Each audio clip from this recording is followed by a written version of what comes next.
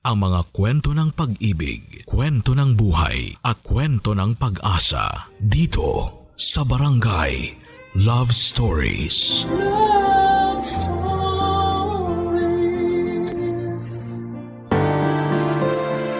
Ang pag-aasawa daw ay hindi parang kaning isusubo na kapag napaso ay ilulunga. Pero paano kung nagsama sa iisang bubong ang parehong bata pa at ika nga'y sanad pa sa kaalaman pagdating sa pagbuo ng pamilya at hindi pa alam kung paanong maging responsableng asawa? Paano kung puro barkada ang laging kasama? Ano ang uunahin niya? Ang asawang kasama sa buhay o ang barkadang nagpapasaya sa kanya?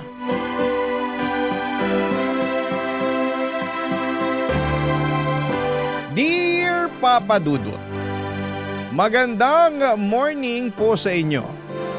Alam mo Papa Dudut, nung una ay hindi ako mahilig makinig sa radyo.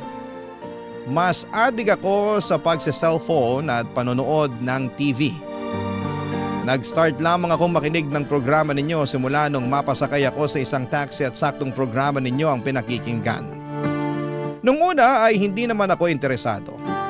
Text kasi ako ng text. Saktong nakalimutan ko din ang headset ko kaya dinig na dinig ko ang boses mo. At si Manong driver naman ay seryoso sa pakikinig. Hanggang sa maipit kami sa traffic at palobat na rin ang cellphone ko. Kaya nakinig na lang din ako, Papa Dudut. Natuwa naman ako at tinanong ko si Manong driver kung anong station ninyo. Barangay LS nga daw at tuwing alas 12 ka. Pero dahil updated sa kaganapan si Manong ay sinabi din niya sa akin na pwede siyang mapakinggan sa YouTube. At yon ang simula ng maalaalamat kong pagkahilig sa programa ninyo. Kanina pa pala ako na nagkikwento pero hindi ko pa nasasabi kung sino ako. Papa Dudut, itago niyo na lamang po ako sa pangalang Francia. 28 years old at sa kasalukuyan ay naninirahan dito sa Pagadian City. May isa akong anak na lalaki at buntis sa pangalawa namin. Iisang naging anak namin ang asawa ko noong una kaming nagsama dahil matagal kaming nagkahiwalay. Hindi kasi naging tagumpay ang una naming pagsasama dahil hindi kami magkasundo masyado at mahilig mag-inom kasi ang napangasawa ko at mahilig makipagbarkada. Immature at irresponsable. Inuuna pa niya ang pagbili ng alak kesa sa pagbili ng gatas ng anak namin. May kaya sa buhay ang pamilya ni Kent. May mga paupahang bahay sila dito sa amin. Kaya naman noong magkasama kami ay bumukod agad kami at ibinigay sa amin ang isa sa mga upahan nilang kwarto. At doon ko napatunayan na tama ang kasabihan na makikilala mo lamang ang ugali ng isang tao kapag nakasama mo ito sa bahay. Sa umpisa lamang kami sweet na sweet, ika nga. Doon ko nakita kung gaano siya ka-immature, kung gaano siya katamad at kaburara, at higit sa lahat ay kung gaano siya ka-mama's boy.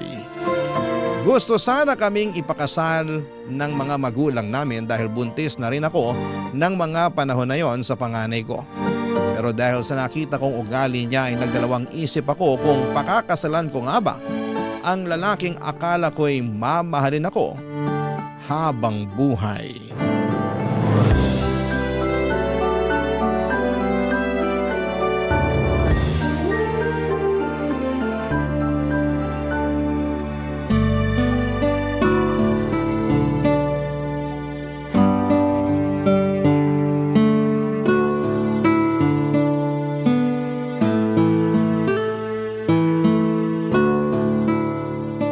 Saan ka na naman pupunta? Pupunta lang ako kina Robert. Magbabasketball kami. Umpisa na kasi ng liga sa kabilang barangay ngayon. Basketball na naman? Tapos ano, inuman pagkatapos? Ano bang problema mo? Ang aga-aga nagbubunga nga ka dyan. Ang aga-aga mo rin kasing lumayas. Pakakala mo binata ka pa. Bakit? Binata pa naman talaga ako ah. Hindi pa naman tayo kasal. Kaya binata pa ako. Ang kapal na mukha mo. Araw-araw ka na lang ganyan. Inuman at barkada mo na lang inaatupag mo. Hindi mo man lang inalam kung may pagkain pa dito sa bahay. Huwag mo nga akong artihan dyan. Marami akong pinamiling dilata at noodles dyan oh. Mag-isa ka lang dito sa bahay kaya tatanga-tanga ka na lang kung magpapagutom ka. Hindi naman yun ang point ko eh. Ang akin lang naman, mag-asawa na tayo, di ba? Dapat ako ang priority mo bagong barkada mo. Bakit? Hindi naman kita pinababayaan ah. Isa pa kapag wala naman tayong pera, binibigyan naman tayo ni mama, di ba? Yun na nga eh. Lagi na lang sa mama mo tayo umaasa. Hindi ka ba nahihiya sa kanila? Imbis na nagtatrabaho ka, barkadang inaatupag mo. Bakit naman ako mahihiya sa kanila? Nanay ko naman yun. Mas mahihiya ako kung sa nanay mo ako hihingi. Kahit nanay mo pa yon, hindi pa rin tama na sa kanya natin iasa kahit pambili natin ng asin. Ano bang problema at ang aga-aga pumuputok butsi mo dyan? Dahil maaga ka rin lumayas. Hindi ka pa nga nakakapaghilamos ata, alis ka na agad. Tanghali na nga gumising tapos kagabi halos madaling araw ka nang umuwi. Ganyan pa dapat ang ugali ng isang lalaki may asawa? Napaka-irresponsable mo.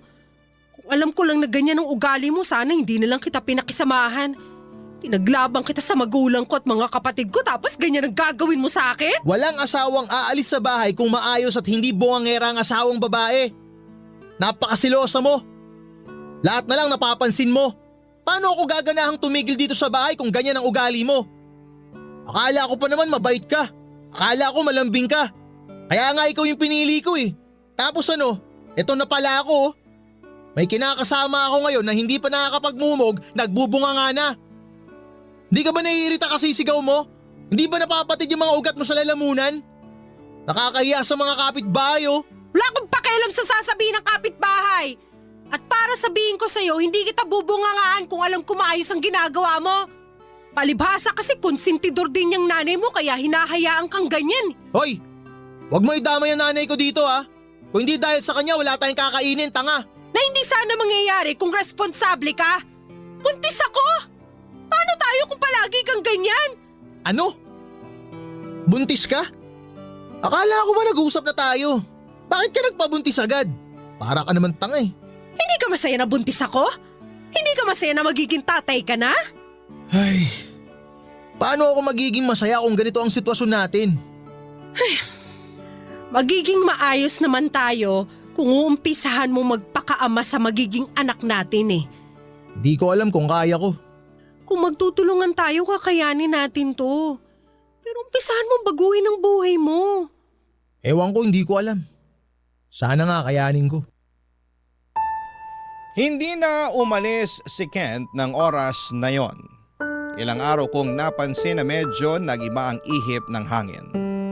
Bihira na itong umalis at kapag aalis ay madali lamang at bumabalik na.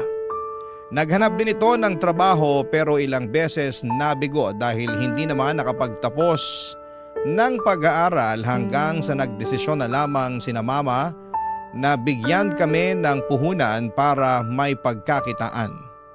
Pero kapag pala talagang wala sa loob ang ginagawa, ay kahit na siguro mamuhunan ng 1 milyon ng mama ni Kent ay wala ring mangyayari.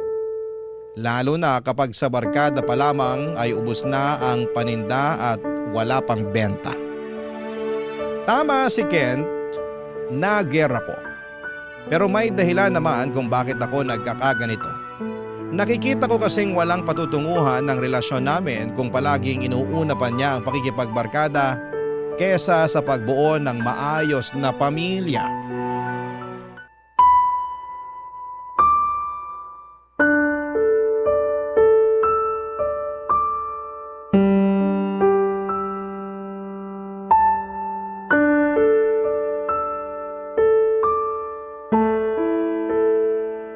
Paano tayo kikita?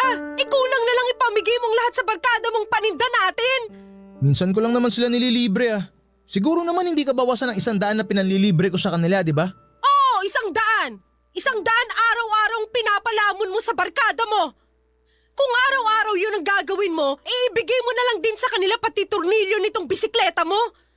Kapag ganyan ang gagawin mo, malamang 1 linggo pa lang lugi na tayo. Alam mo ikaw sumusobra ka ng babae ka eh. Huwag mo sabihing buntis ka, papatulan talaga kita. O di patulan mo? Akala mo naman natatakot ako? Isusumbong kita kay mama. Di magsumbong ka. Isa pa sa nanay ko naman galing ay pinampuhunan dyan ah. Kaya ano itinatalak mo? Ano ba yung kinagagalit mo ha? Wala naman mawawala sa'yo ah. Hindi na kita maintindihan eh. Kapag umaalis ako, nagagalit ka. Ngayon naman nandito lang ako kasama ng barkada ko, galit ka rin. 100 piso lang naman ang nagagastos ko kumpara dati ah. Napakaramot mong tao ka. Di ako madamot. Ang akin lang, ilagay mo naman sa lugar yung pagiging galante mo. Mamimihasa yung mga yan eh. Hindi mo ba napapansin? Inaaraw-araw nilang pagtambay dito? Kasi araw-araw silang may budget dyan sa negosyo mong pulpol. Hoy, hindi pulpol ang negosyo ko. Baka ikaw pulpol. Isa pa, natutulungan nila ako kasi nare-recommenda nila sa ibang tao tong negosyo ko. Mas may silbi pa nga ata sila kaysa sa'yo eh. Ah, ganon ah. Mas may silbi pa sila ha? Sandali lang.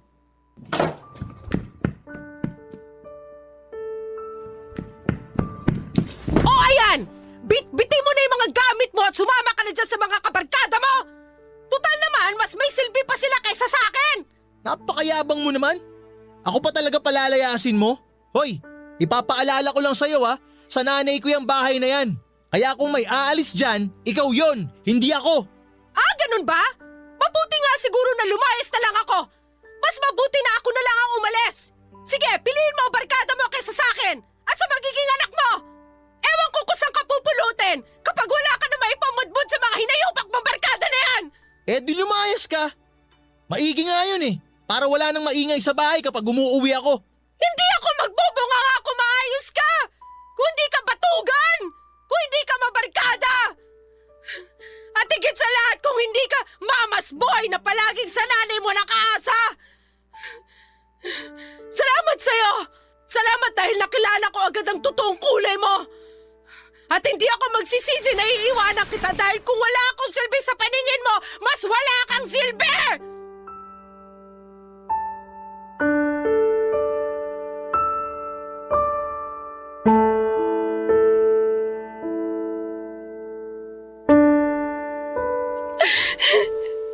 Yan ang nga bang sinasabi ko sa inyong mga bata kayo eh. Kaya ganin yung magsipag-asawa.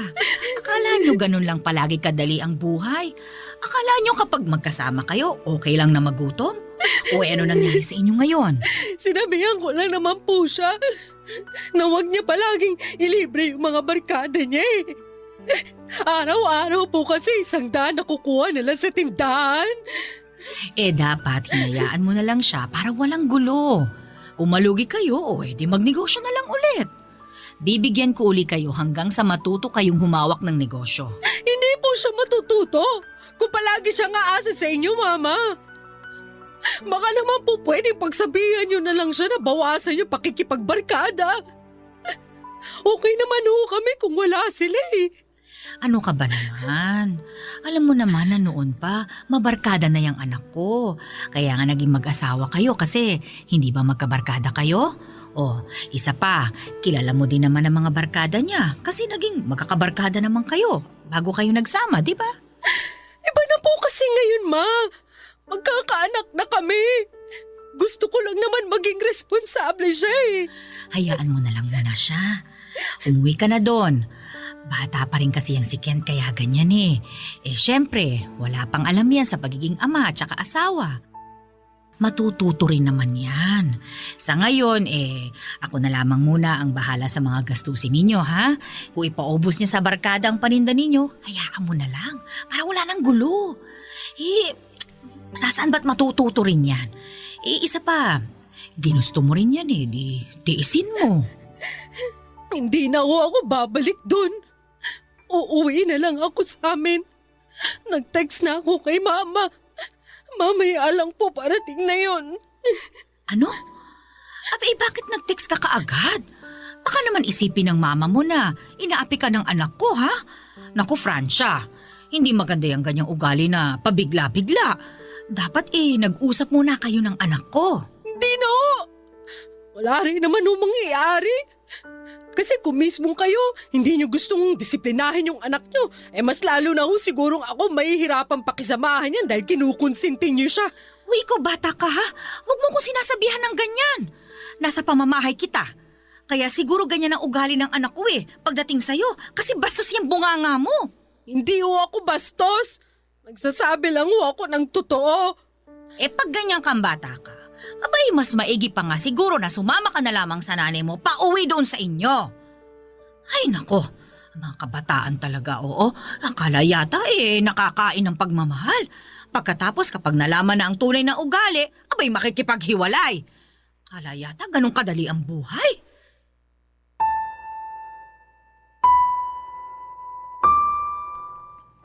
Walang naging maayos na usapan ng mga oras na yon, Papa Dudut. Dahil mas pinaboran ng biyanan kong hilaw ang magaling kong asawa. Hindi ko alam pero pakiramdam ko na mga araw na umalis ako sa bahay namin ni Kent ay parang may bahagi sa pagkatao ko na nakalaya na.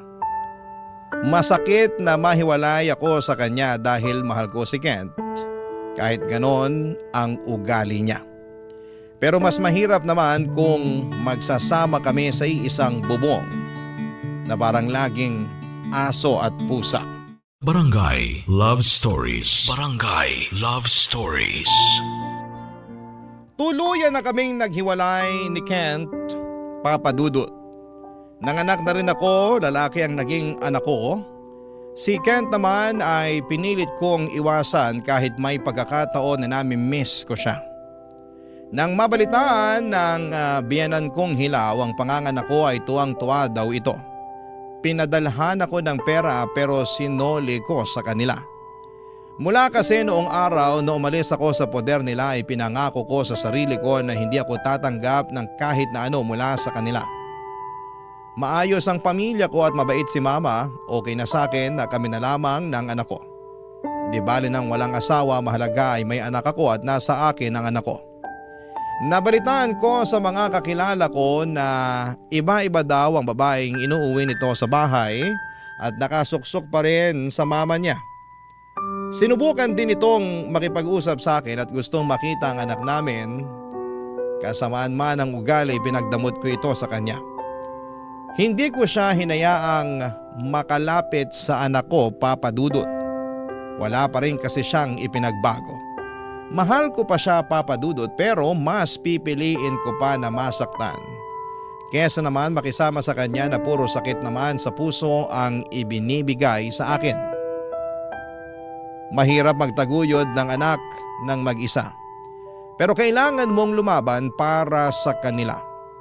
Naganap ako ng trabaho at awa naman ng Diyos ay nakakita ako.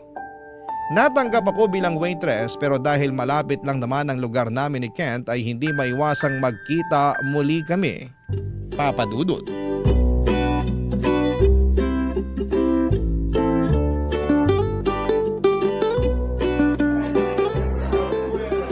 Ateng, sight mo yung nasa table 2. Ang gwapo nung afa. Mukhang crush ka pa ata. Gwapo ba yun? Foreigner lang kaya gwapo. Mas okay pa rin ang Pinoy. Sus, Pinoy na naman. Tapos lolokohin ka lang. Malay mo naman magkagusto sa'yo yan. Mangarap ka, Ateng. Isa pa, hindi ko naman type yung mga ganyan. Tsaka ayoko na mga nag-i-English. Baka duguin ako dyan. Ano ka ba? Hindi rin naman magaling mag-English ang mga yan eh. Mukha lang silang magaling mag-English kasi foreigner. Isa pa, mas bagay sa kanila. Parang tayo din lang yan. Tayo nga Pinoy hindi fluent sa Tagalog. Kaya tsikahin mo na yan. Kasi pag hindi mo chinika yan, ako nga aura dyan. Hala, sige, aurahan mo. Para kapag nakita ka ni Silvestre, kalbuhin ka. Ito naman, joke lang yun. Mas okay pa rin ang Pinoy. Kita mo na. Seryoso, Ateng. Mukhang may tama sa'yo yun. Kanina pa nakatitig sa'yo yung foreigner eh. Pwede ba? Ayoko na magjowa. Lalo na yung kanupa. Huwag na uy. Kahit gaano pa kagwapo yan, mapupudpud lang dila ako dyan. Mabuti pa ikaw na lang mag-serve sa kanya. Ayoko, ikaw na lang. Sige na, subukan mo lang naman. Tsaka hindi naman nakakamatay ang English. Tsaka huwag kang mag-alala kapag ubos na ang isang sakong English mo, andito naman ako eh. Kahit parang hinihilang kalabaw ang English ko, hindi takot titis. Baliw! Hoy, nakalimutan kong sabihin sa'yo. Galing si Kent dito kahapon, hinahanap ka. Os? Talaga? Anong sabi? Bakit daw ako hinahanap? Kung pwede ka daw makausap. Anong sabi mo? Ano bang bilin mo? Diba sabi mo, pag dumating dito at hinanap ka, sabihin ko, wala ka, patay ka na. O edi yun ang sinabi ko. Sabi ko patay ka na. Syunga ka talaga. Sinabi mo talaga yun. O alam nga namang sabihin ko, andun sa kanila, puntahan mo. Hanggang ngayon, in love pa yun sa'yo. Ganun ba sasabihin ko? Ewan ko sa'yo, Ateng. Puro ka kalokohan. Hindi na ako kinikilig kay Kent, no? Pwede ba? Kapag umiihi na lang ako kinikilig. Sus, wag ako Ateng. Binanggit ko pa nga lang na pumunta dito si Kent, umilaw na yung mata mo eh. Pero seryosong tanong, paano kung makipagbalikan sa'yo si Kent? Hindi ko alam, Ateng. Kasi alam mo sa totoo lang, mahal ko pa naman siya eh. Kaya lang, hindi ko kayang tagalan yung pagiging immature niya at pagiging mama's boy niya. Paano yung halimbawang nagbago na siya? Tapos sabihin niya sa'yo na kaya na niyang panindigan at kaya na niyang maging responsableng ama. Hindi ko alam, Ateng. Basta sa ngayon ang alam ko lang, hindi pa ako ready para tanggapin ulit siya. Mahal ko pa naman siya. Kaya lang, hindi ko pa talaga nakikita ang sarili ko na makikisama uli sa kanya eh. Sabagay. Pero sana, kapag okay na siya talaga, bigyan mo uli ng chance para man lang sa bata. Isa pa, mahal mo pa rin naman siya, di ba? Oo naman. Kapag nakita ko na okay na siya at gusto niya pa rin kaming balikan, andito pa rin naman kami. Kaya lang sa ngayon siguro, okay na ganito na lang muna kami. Sige, ikaw ang bahala. Sana lang maging okay na kayo. Pero sa ngayon, iserve mo muna dun sa foreigner tong beer niya. Baka mamaya matunaw ang yelo sa tagal ng tsikahan natin. Ikaw kasing hilig mo mang etchos, ayan tuloy, napapadrama na naman ako. Sige na, iserve mo na yan.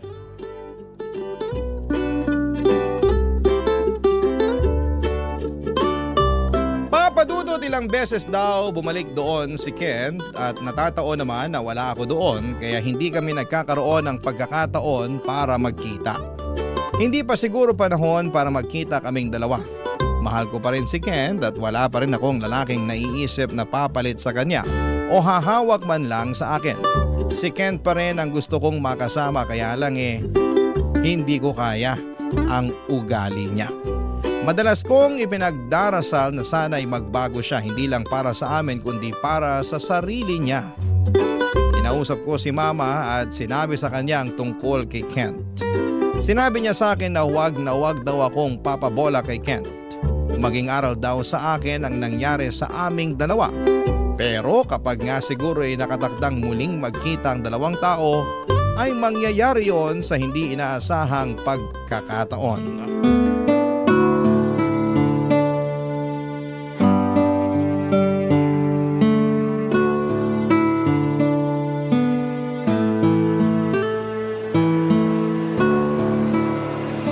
Hello?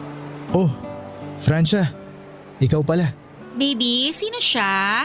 Ako nga pala si Francia, ex niya. So ikaw pala yung ex niya. Yung naanakan niya? Oo, ako nga. May problema ba tayo doon? Wala naman. Nagpakilala ka kasi kagad na ex niya eh. So, sa susunod, hintayin mong si Kent na lang ang magpakilala sa'yo ha? Pasensya ka na, miss ha. Baka kasi hindi niya ako ipakilala sa'yo. Kaya ako na nagkusa. Ay, ganun pala yun? Sorry hindi kasi ako na-inform na hindi pala dapat ipinakikilala ang mga ex ngayon.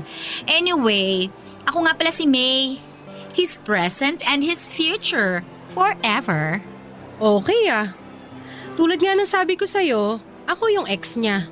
And malay mo, maging forever niya ako. What? Joke lang to naman. Sige, mauna na ako sa inyo. Kent, maganda yung girlfriend mo Mukhang sosyal.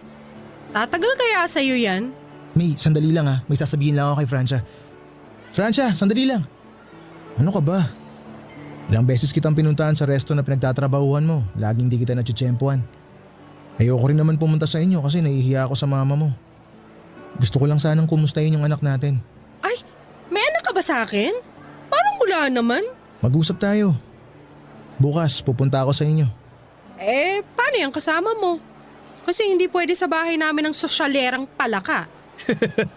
Hindi ka pa rin nagbabago Kaya namimiss kita Wow namimiss. May kasama ka nga mukhang walis. Sasabihin mong namimiss mo ko. Tigilan mo ako. Excuse me po. May, Andito lang po ako sa tabi nyo. Pwede huwag kayong magharutan? Baka kasi hindi ako makapagpigil, masampal ko kayong dalawa. Lagot ka. Sorry ganyan lang kami mag-usap. Sige, mauna na ako. Hintayin na lang kita sa bahay bukas. Hindi siya pupunta. Okay, bye!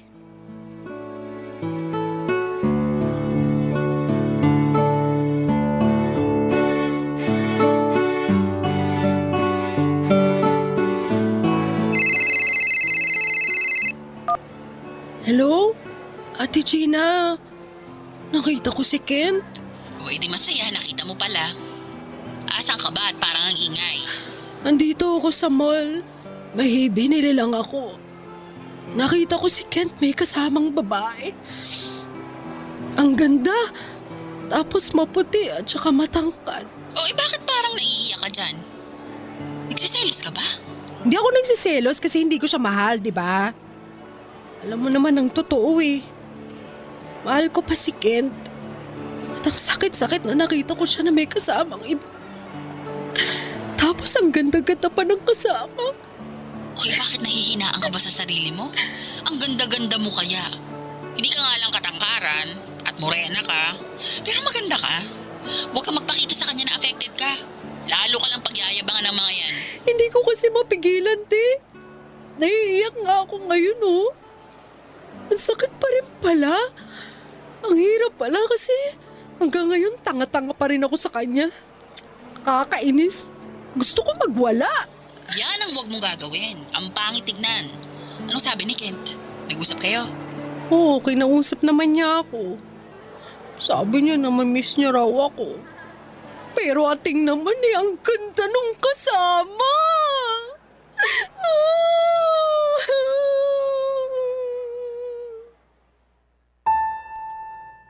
Papadudot, gusto kong magwala ng mga oras na yon. Pero hindi ko magawa dahil ang daming tao. Sa CR na nga lang habang umaatungal ako ay pinagtitinginan ako pero ang sakit-sakit kasi talaga. Parang binibiyak ang dibdib ko. Naiinis ako sa sarili ko dahil sa kabila ng mga nangyari sa amin bakit ganon pa rin ang epekto niya sa akin. Mahal ko pa rin siya at siya pa rin ang gusto kong makasama. Ganon ba talaga ang pag-ibig? Kahit na ilang beses kang masaktan ay siya at siya pa rin ang gugustuhin mong mahalin kahit na sobrang sakit na ng nararamdaman mo dahil sa kanya. Aaminin ko na nanliliit ako sa itsura ng kasama ni Kent. Lalo na akong nawala ng pag-asa na magkabalikan kami. Oo, Papadudot, umaasa ako na magkakabalikan kami dahil ayoko ng ibang lalaki sa buhay ko kundi siya lamang. Pero ang hirap pala.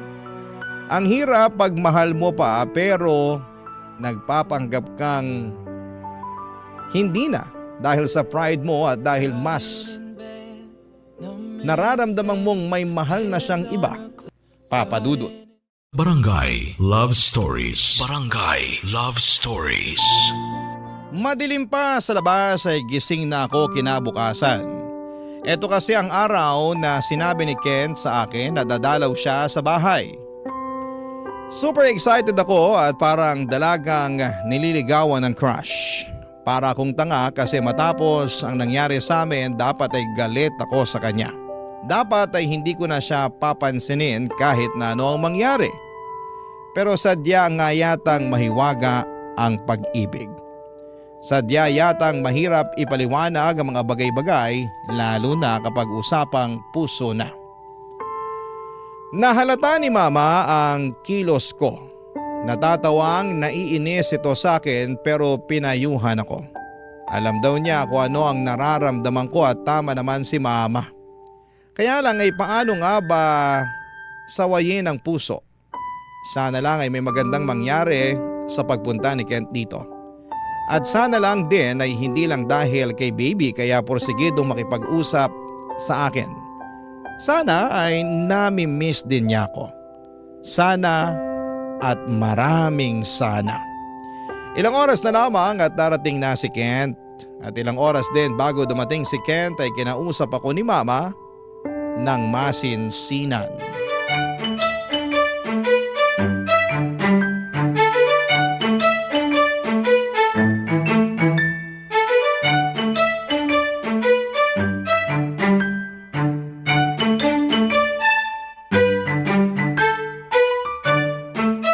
Francia, pinapaalala ko lang sa'yo ha.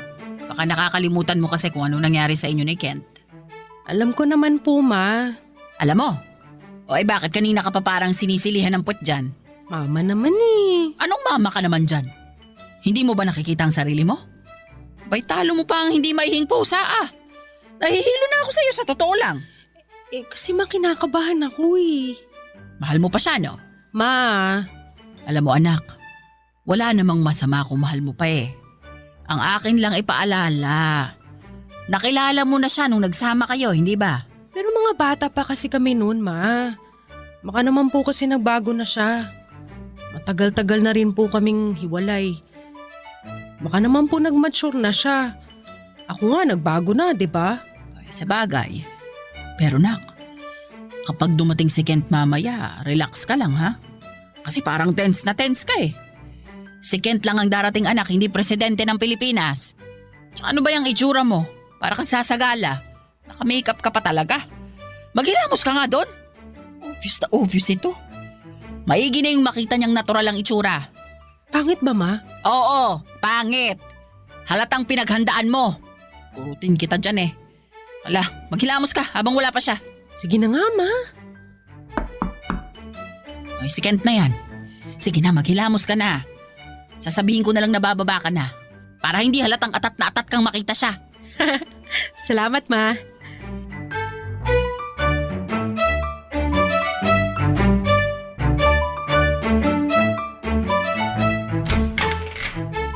Ikaw pala. Magandang araw po. Pasok. Tatawagin ko lang si Francia. Salamat po, Mama. Sige, maupo ka. Francia! May bisita ka! Andiyan na, Ma. O Kent, uminom ka muna. Hi, Kent. Francia, siya ba ang baby natin? Oh, siyang baby natin. Kenji, anak. Siya si Papa. Wow, ang gwapo naman ng anak ko. Kamukhang kamukha ni Papa. Nakakapanggigil. Kumusta ka na? Ganda ng kasama mo kahapon, ah. Ah, si May? Oo, maganda nga siya. Pero mas maganda ka. Kasi yun maganda lang dahil sa makeup. Buti na lang pala pinatanggal ni Mama yung makeup ko. Anong sabi mo? Wala, sabi ko maganda nga kapag simple lang. Ah, oo. Kasi ikaw natural ang ganda mo. Si May gumaganda lang dahil sa makeup. Kolorete lang niya nagdadala. Kaya huwag kang mainggit sa itsura nun.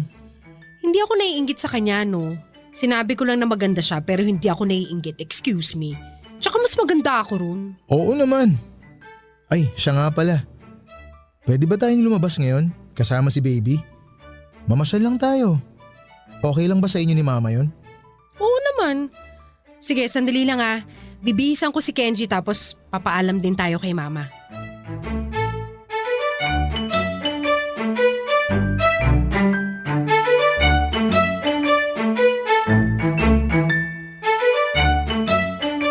Okay, sige. Pero ang bilin ko ha, hinay-hinay lang. Baka mamaya magulat na naman ako, buntis ka na naman. Mama naman, hindi na mauulit yung dati, okay? Mas mature na ako mag-isip ngayon. Okay, sinabi mo eh. Basta umayos ka. At huwag masyadong pakyut. Dapat simple lang lagi ang kilos. At huwag masyado ding pademure, hindi maganda. Opo, Ma. Salamat ah. O siya, sige, lumakad na kayo. Yung dede ni Kenji at pamunas niya, huwag mong kalimutan. Tapos magdala ka ng ekstrang damit niya. Huwag din kayong masyadong papagabi ha. Mahahamugan ng bata. Opo, Ma. Kent, ikaw na bahala sa kanila ha. Sige po, Ma. Alis po muna kami sandali. Francia, yung bilin ko. Aalis na po kami, Ma. O siya, sige, ingat kayo.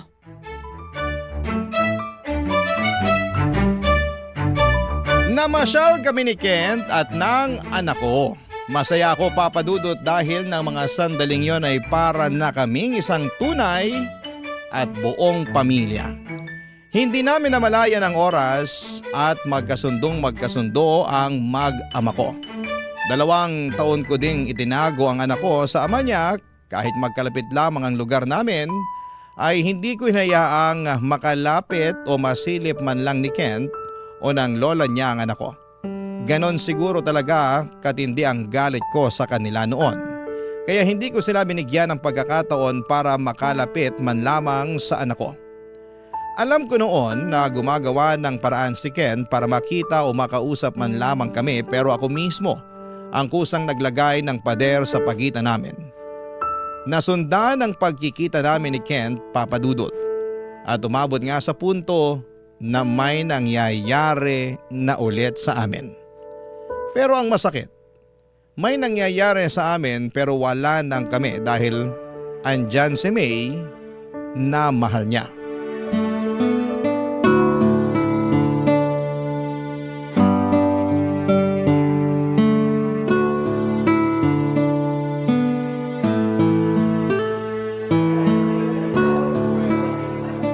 Be, alin ang maganda rito sa dalawa? Parehas naman maganda eh. Pero mas maganda siguro kung 2 na lang ang kunin mo. Naku, isang terno na lang. Ang mahal nito eh. Hayaan mo na para naman kay baby. Para naman makabawi ako sa 2 taon na hindi ko man lang siya nabigyan ng kahit na panggatas lang. Pasensya ka na ah. Alam ko naman na naiintindihan mo ko. Oo naman. Tsaka wag na natin pag-usapan yung nakaraan. Di naman mahalaga yun eh. Ang mahalaga, yung ngayon. Sabagay. Sige, ito na lang 2. Bayaran na natin tapos kain na tayo. Nagugutom na ako eh. Ako rin nga eh. Eh kung doon na lang kaya tayo sa paborito nating lugar para walang istorbo. Mag-take out na lang tayo ng pagkain. Ano sa palagay mo? Pilyo ka talaga. Pero sige, gusto ko yan. Eh, huwag tayo magtatagal ah. Kasi may trabaho pa ako mamaya. Panggabi ako eh. Oo na, sige na. Tara. Hello, babe! Uy, May? Oh, bakit parang nagulat kayong dalawa? Hindi niyo ba ako ina-expect na makikita today? Babe, kala ko ba sabi mo may importanteng lakad ka today? Don't tell me siyang importanteng lakad mo. Pasensya ka na May ha. Inaya niya kasi akong pumunta dito ngayon eh para ipamili ng damit si Baby Kenji. Pero pauwi na rin kami. Hindi ka ang kinakausap ko, girl. Itong boyfriend ko na ex mo. Sorry naman. Nagpapaliwanag lang naman ako. Baka kasi kung anong isipin mo. Ano naman sa'yo kung isipin ko? Ex ka na niya, no? Tsaka hindi ka ang tipo ng babae na dapat kong ipag-alala. Ang boring kaya ng itsura mo. Wow ha? Boring pala ang itsura ko. Anong tawag sa itsura mo? Happy? Happy fiesta? Kasi ang kulay mo eh. Para kang banderitas. Di bali ng boring kung ganyan lang din naman ang itsura sa'yo. May sense of humor ka pala. Hindi na ikwento sa akin yan ni Kent ha. Ang alam ko lang kasi tungkol sa'yo nagger ka daw at walang kwentang asawa. Yun ang sabi niya sa akin ha. Talaga? So yun palang pakilala sa akin itong si Kent? Nagger? Sorry. Ang ganda naman pala ng pakilala niya sa akin. Nagger pala ha? Nagger. Bakit? Hindi ba? Hindi naman ako nagger. Sabihin na nating asawa ko na gusto ng responsable at hindi mamas boy na asawa. Talaga? Baka naman kasi kung ano-anong gusto mong gawin sa buhay at hindi ka kontento sa mga naibibigay niya sa'yo, kaya ganun siya. Talaga? Teka, payong kakilala lang ha. Alam mo kung ako sa'yo, mahanap ka na lang ng ibang lalaki. Kasi kung kagaya nitong lalaking to, ang makakasama mo, baka mawala ang kasosyalan mo. Baka pag magkasama na kayo, ni pambili ng makeup mo, sa mama niya kunin. Pero ang saya siguro kung malalaman mo na kami na ulit ni Kent, no? Hindi mo pa kami naabutan kanina? Ang sweet kaya namin bago ka dumating. Ito nga namimili kami ng damit para sa anak namin. Teka lang, Francia. Tumigil ka na. Huwag mo nang patulan si May. Lalaki lang ang gulo eh. Pinagtitinginan na tayo ng mga tao. Kayo na ulit ng babaeng to ha, ang kapal ng mukha mo. Matapos kitang mahalin ng todo at ibigay sa'yo ang lahat-lahat, ito pang igaganti mo sa akin? At talagang sa babaeng ito ka pa bubalik ha? Kala ko ba ayaw mo na sa kanya dahil sa bunganga niya? Tapos ngayon sasabihin niya sa akin na kayo na ulit? Ang kapal ng mukha mo, hayop ka! Hayop ka talaga, Hey, Ken! tama na! Sandali! Ano ka ba? Ang daming tao, nakakahiya! Nahihiya ka? Inago niyo ako! Basta kakahiya kayo! Ang kakapal ng mukha nyo! Minahal kita tapos hindi gaganti mo sa akin? Wala naman akong ginawang masama sa'yo ah! Bakit ganyan ka? May, patawarin mo ako. Mahal kita pero aaminin ko sa'yo. Nung nakita ko yung anak ko, parang gusto kong mabuo yung pamilya namin eh. Sana mapatawad mo ko. Hindi kita mapapatawad, hayop ka! Magsama kayong dalawa! At ikaw na babae ka! Ang landi mo! Iniwan-iwan mo tapos ngayon babalik ka na parang wala lang sa'yo! Napakalandi mo! Hayop kayo! Pasensya ka na. Hindi ko naman sinasadya na mangyari ulit to eh. Kaya lang hindi ko napigilan. Pasensya na rin kung nakapagsalita ako ng masama. Naiintindihan ko ang nararamdaman mo. Babae ako at masakit rin para sa akin kung sa akin mangyayari to. Alam mo naman pala eh! Bakit pinatulan mo ulit siya? Mahal ko siya! Hindi ko kaya mawala siya sa akin! Pumapayag naman ako na magkita kayo para sa bata eh! Pero wala nang dapat mamagitan pa sa inyo! Hindi ko rin alam kung paano ipapaliwanag basta ang alam ko, nahuhulog na uli ang loob ko kay Kent. Teka, sandali. Pasensya na kayong dalawa. Dahil sa akin naging magulo ang buhay nyo. Inaamin ko, kasalanan ko to. Pero please, pag-usapan natin to ng maayos, yung hindi dito, sa ibang lugar. May tamang lugar kung saan pwede kayo mag-away at kung saan pwede nating pag-usapan to. Please naman oh, pinagtitinginan na tayo ng mga tao oh. Alam kong pareho ko kayo nasaktan. Pero pwede ba? Kumalma lang kayong dalawa. Wala akong pakialam sa mga taong yan! May, halika nga rito sandali. Ano ba nasasaktan ako? Bitawan mo nga ako! Pag-usapan nila ako kung gusto nilang pag-usapan. Ano ba? Isang bagay lang naman ang gusto kong marinig mula sa'yo, Kente. Sino mas mahal mo sa amin na Francia na yan? May, hindi ko kailangan mamili. Yung sinabi ko kaninang nararamdaman ko na gusto kong mabuo yung pamilya namin, bugso lang ng damdamin yun dahil unang beses ko nakita yung anak ko. Alam mo naman na ikaw ang mahal ko eh. Lilinawin ko sa'yo, magkasama lang kami ni Francia dahil sa bata. Wala kaming relasyon. Kahit itanong mo sa kanya, hindi kami ni Francia. Tapos na kami. Puro para sa bata lang yung pinag-uusapan namin. Talaga? Hindi mo ba ako binobola? Bobolahin ba naman kita? May, tama na to. Ang daming tao. Nakakahiya na. Sige, siguraduhin mo lang na hindi mo ako binobola dahil may kalolog yung kasakin. Kilala mo ako? Oo, sigurado ako hindi kita binobola. Ganito na lang, ang mabuti pa, kumain na lang muna tayo. Baka nagugutom ka na. Isama natin si Francia. O teka lang, kakausapin ko lang sandali si Francia. Francia, tara, kain na muna tayo. Tayong tatlo nila May. Hindi na. Kayong dalawa na lang. Magpasalamat ka at may delikadesa pa ako. Gustong gusto kitang sampalin ngayon. Dinig na dinig kong pinag-usapan yung dalawa. Kapal na mukha mo. Parang ako pang lumalabas na nakikiamot ng pagmamahal sa'yo. Ngayon ko lang nalaman kung gaano talaga ako katanga. Sana hindi ko na lang hinayaan na magkita tayo uli. Kung alam ko lang na hindi ka pa nagbabago at mas lumala yung ugali mo, sana hindi na lang kita uli minahal. Wala ka pa rin pagbabago. Ano ka ba Francia? Kumalma ka nga lang muna. Kailangan ko lang sabihin lahat yun para kumalma si May. Alam kong hindi siya titigil hanggat hindi niya tayo naiiskandalo. Pagbigyan mo na lang muna ako ngayon para ayusin to. Pangako ayusin ko to. Makikipagkalas ako sa kanya. Kayo ng anak kong gusto kong makasama. Maniwala ka naman sa akin. Ewan ko sa'yo. Pauna na ako. Hindi ko alam kung paniniwalaan pa kita. Bahala ka na sa buhay mo. Sama kayong dalawa. Pangako ayusin ko to. O sige na magkita na lang tayo. Ha? Bukas pupunta ako sa inyo. Isasama ko nanay ko. Gawin mo. Huwag mong sabihin. Oo, gagawin ko talaga. Pangako. O sige na, mauna ka na. Babalikan ko na si May. May, tara, kain na tayo. Uuwi na raw si Francia. Hindi na sasama sa atin. Sumakit daw yung ulo niya. Mabuti naman, para walang asungot. Maya mo na yun. Halika na. Natapos ang araw na yon na may kinikim-kim akong galit na naman sa dibdib ko. Galit kay Kent dahil sa mga sinabi niya kay May. Naramdaman ko na naman ang pamilyar na sakit.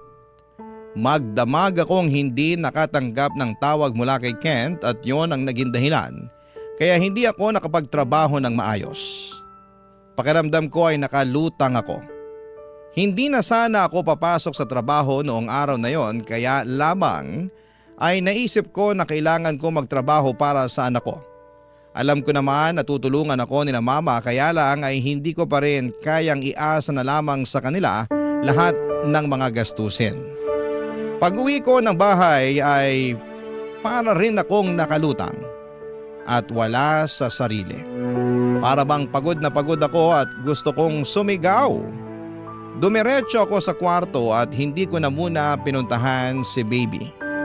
Gusto ko munang mapag-isa, makapagpahinga at makapag-isip.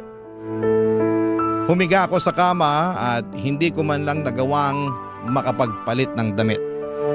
Hindi ko na malaya na nakatulog na pala ako. Nagising na lamang ako sa katok ni mama, nasa baba daw sina Kent kasama ang mama nito.